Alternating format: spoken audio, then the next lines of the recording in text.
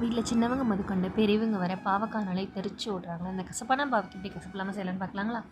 ஒரு பாவக்காயை தோல் சீவி அதை விதையை எடுத்துகிட்டு குட்டி குட்டியாக கட் பண்ணி கடாயில் எண்ணெய் ஊற்றி நல்லா தாளிச்சிக்கோங்க. தாளித்து தனியாக எடுத்து வச்சுட்டு அதே கடாயில் எண்ணெய் ஊற்றி கடுகு, சீரகம், வெந்தயம், கடலப்பருப்பு போட்டு நல்லா பொரிஞ்சதுக்கப்புறம் பூண்டு, வெங்காயம், வரமிளகு, கருவேப்பிலை, மல்லி போட்டு நல்லா பொன்னிறமாக வந்ததுக்கப்புறம் ஒரு பெரிய சைஸ் தக்காளி எடுத்து பேஸ்ட்டாக அரைச்சி ஊற்றிட்டு மஞ்சத்தூள், மிளகாத்தூள், கொத்தமல்லி தூள், சாம்பார் பொடி, உப்பு நல்லா பச்சை ஸ்மெல் போனதுக்கப்புறம் அந்த தாளித்த பாவக்காயை எடுத்து அப்படியே அந்த பேஸ்ட்டில் எடுத்து கொட்டிட்டு அது நல்லா பார்த்திங்கன்னா நல்லா வேகணும். வெந்ததுக்கப்புறம் ஒரு லெமன் சைஸ் புளி எடுத்து அதில் கரைச்சி ஊற்றிக்கோங்க. அந்த புளி தண்ணியில் நல்லா கொதிச்சதுக்கப்புறம் கடைசியாக ஒரு ஸ்பூன் நாட்டு சக்கரை போட்டு பாருங்கள்.